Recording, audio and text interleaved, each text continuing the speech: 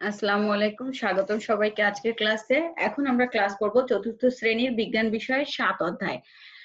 তোমরা সবাই জানো যে অধ্যায়গুলো আমরা আগে করেছি একবার। আমরা অধ্যায়গুলো সম্পর্কে প্রাথমিক ধারণা সেটাও নিয়েছি, সংক্ষিপ্ত প্রশ্ন উত্তরগুলো এর আগে করেছি। তাছাড়াও গতকালকে আমি যে 3টা অধ্যায় তোমাদের পরীক্ষায় একসাথে আসবে সেটা হচ্ছে 7, 8 এবং 9। 3টি অধ্যায়ের একসাথে 2টি অধ্যায়েরই সংক্ষিপ্ত প্রশ্ন উত্তর আমি দিয়ে দিয়েছি। এখন আমরা অধ্যায় 7 এর বড় প্রশ্নগুলো সম্পর্কে জানবো। অধ্যায় 7 এ যে বড় প্রশ্নগুলো হয় আর কি, এটা বের করেছি আমি। চলো তাহলে ক্লাস শুরু করি। তার আগে আমি আমার পরিচয়টা দিয়ে দিই। আমি মালিহা আফরোজ পপি, সহকারী শিক্ষক, police lines school and college, Kushtia. চলো তাহলে আমরা আজকের ক্লাস শুরু করি। খুবই সংক্ষিপ্ত ক্লাস, পরীক্ষার আগে এই ক্লাসটা। এটা শুধু তোমাদের হেল্প করার জন্য, যেহেতু অনেকদিন আমাদের ক্লাস হচ্ছে না, স্কুল বন্ধ, বাসায় অনেকেই পড়ছি, কিন্তু অনেকেই আবার বুঝতে পারছি না, টিচারদের হেল্প পাচ্ছি না। শুধু তোমাদের হেল্প করার উদ্দেশ্যে আজকের ক্লাস। যে বড় প্রশ্নগুলো আমি আলাদা করে দিয়েছি, মোটামুটি এই বড় প্রশ্ন এই অধ্যায় থেকে 7 অধ্যায় থেকে এই বড় প্রশ্নগুলো পড়লে মোটামুটি তোমরা অধ্যায়টা কমপ্লিট করতে পারবে। আর একটা জিনিস হচ্ছে শূন্যস্থান। শূন্যস্থান তো বইয়ের ভিতর থেকে প্রত্যেকটা লাইনই তোমার শূন্যস্থান হতে পারে, এটা একটু নিজেরা চেষ্টা করো, কারণ এতগুলো শূন্যস্থান আসলে এইভাবে অনলাইনে আমার পক্ষে সম্ভব মনে হয় হবে না দিয়ে দেওয়া। একটু লাইনগুলো ভালো করে পড়বে, যেগুলো একটু ইম্পর্টেন্ট লাইন এগুলো ভালো করে পড়বে শূন্যস্থানের জন্য। তো বড় প্রশ্নগুলো চলো আমরা দেখি। 1 নাম্বার প্রশ্ন, প্রাকৃতিক সম্পদ কাকে বলে? বিভিন্ন ধরনের প্রাকৃতিক সম্পদের বর্ণনা দাও। আচ্ছা, প্রাকৃতিক সম্পদ কাকে বলে এটা আমার সংক্ষিপ্ত প্রশ্নের মধ্যে দেওয়া আছে, তো এই উত্তরটা তোমরা ওখানে পেয়ে যাচ্ছ।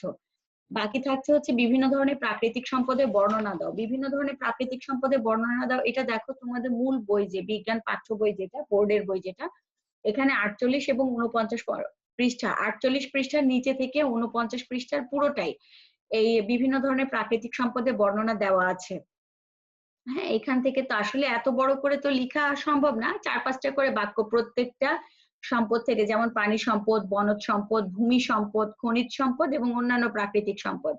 এই যে এগুলো আছে, এগুলো থেকে 2টা-3টা করে সেন্টেন্স একটু ভালোভাবে লিখবে। যেখানে খনিজ সম্পদটা একটু ভালো করে লিখবে, যেহেতু খনিজ সম্পদ অনেকগুলো বাক্য দেওয়া আছে, এখান থেকে ইম্পর্টেন্ট 3-4টা বাক্য লেখার চেষ্টা করবে যাতে তোমাদের লেখাটা সুন্দর হয়। আচ্ছা, এটা নম্বর বন্টনটা এমন হবে যে প্রাকৃতিক সম্পদ কাকে বলে এটার জন্য 2 নম্বর থাকবে, আর এখানে বাদ বাকি 6 নাম্বার থাকবে তোমার এই 5টা বর্ণনার উপরে। 5টা বর্ণনার উপর খনিজ সম্পদে থাকবে 2 নম্বর, আর বাদ বাকি সম্পদ যদি ঠিকভাবে বর্ণনা করো থাকবে 1 নম্বর করে। এই জন্য 2টা বা 3টা করে সেন্টেন্স লিখলে যথেষ্ট, আর বেশি লেখার প্রয়োজন নেই। তারপরে আমরা পরের প্রশ্নে চলে যাই। দেখি, বাংলাদেশে পাওয়া যায় এমন 4টি প্রাকৃতিক সম্পদের নাম লিখো। এটা আমার ছোট প্রশ্নে দেওয়া আছে, ওখান থেকে তোমরা পেয়ে যাচ্ছ। আর প্রাকৃতিক সম্পদ কত প্রকার ও কি কি? এখানে দেখো, বাংলাদেশের 4টা প্রাকৃতিক সম্পদও চলে গেল। প্রাকৃতিক সম্পদ কত প্রকার ও কি কি, এই প্রশ্নটা হচ্ছে এখানে আরেকটু অ্যাড হবে। এখানে আরেকটু অ্যাড হবে, যেটা প্রাকৃতিক সম্পদ কত প্রকার ও কি কি। আমরা জানি প্রাকৃতিক সম্পদ 2 প্রকার, তাই না? একটা হচ্ছে নবায়নযোগ্য আর একটা হচ্ছে অনবায়নযোগ্য।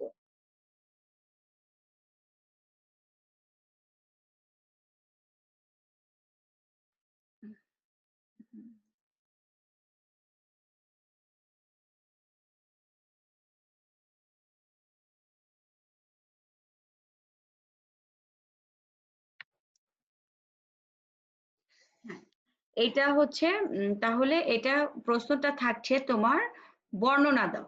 প্রাকৃতিক সম্পদ কত প্রকার ও কি কি, বর্ণনা দাও। তাহলে বর্ণনার মধ্যে যেটা হবে, তোমরা প্রথমত তো লিখবা প্রাকৃতিক সম্পদ 2 প্রকার, তারপরে একটা হচ্ছে নবায়নযোগ্য প্রাকৃতিক সম্পদ, 2 অনবায়নযোগ্য প্রাকৃতিক সম্পদ। এরপরে নবায়নযোগ্য প্রাকৃতিক সম্পদ কাকে বলে 3-4টা প্রাকৃতিক সম্পদের নাম, আর অনবায়নযোগ্য প্রাকৃতিক সম্পদ কাকে বলে 3-4টা অনবায়নযোগ্য প্রাকৃতিক সম্পদের নাম। হ্যাঁ, পাঠ্য বইয়ের 50 পৃষ্ঠা, ওই 50 পৃষ্ঠা দেখো 2 নাম্বার আর 3 নাম্বার পয়েন্ট মিলেই কিন্তু এই 2 নাম্বার প্রশ্নের উত্তরটা হয়ে যায়। এরপরে চলো পরের প্রশ্নে চলে যাই আমরা। শক্তি কি? আচ্ছা, শক্তি কি এটা আমার সংক্ষিপ্ত প্রশ্নে দেওয়া আছে। শক্তির 3টি উৎস বর্ণনা করো।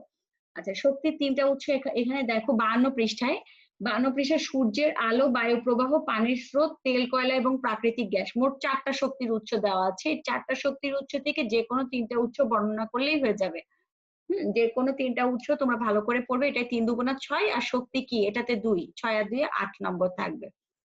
তারপরে 4 নাম্বার প্রশ্ন, সম্পদ সংরক্ষণ কাকে বলে? এটা আমার সংক্ষিপ্ত প্রশ্নের মধ্যে দেওয়া আছে। সম্পদ সংরক্ষণের উপায় কয়টি ও কি কি? আচ্ছা, সম্পদ সংরক্ষণের উপায় দেখো, সম্পদের ব্যবহার কমানো, সম্পদের পুনঃব্যবহার, সম্পদের রিসাইকেল করা, নবায়নযোগ্য জ্বালানির ব্যবহার করা, আর অভ্যাসের পরিবর্তন। এই হচ্ছে তোমার সম্পদ সংরক্ষণের উপায়। উপায় হচ্ছে 5টা উপায়ের নাম লিখবো আমরা। নাম লেখার পরে যে কোনো 2টা উপায়, আমার যেটা ভালো লাগবে, তোমাদের কাছে যেটা ভালো লাগবে সেই যে কোনো 2টা উপায় বর্ণনা করবা। তাহলে এখানে 2 দুগুণে 4, আর এখানে 2, এখানে 2, তাহলে 4 6 8, এই হচ্ছে 8 নম্বর থাকবে তোমার এটাতে। এই ছিল মোটামুটি এই 4টা প্রশ্ন এই অধ্যায় থেকে করলেই হয়ে যাবে।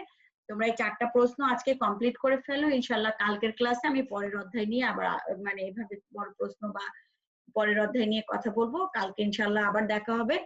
ততক্ষণ পর্যন্ত সবাই ভালো করে পড়াশোনা করো, যাতে পরীক্ষা সবার ভালো হয়, সবাই খুব ভালো করে পরীক্ষা দিতে পারো। আল্লাহ হাফেজ।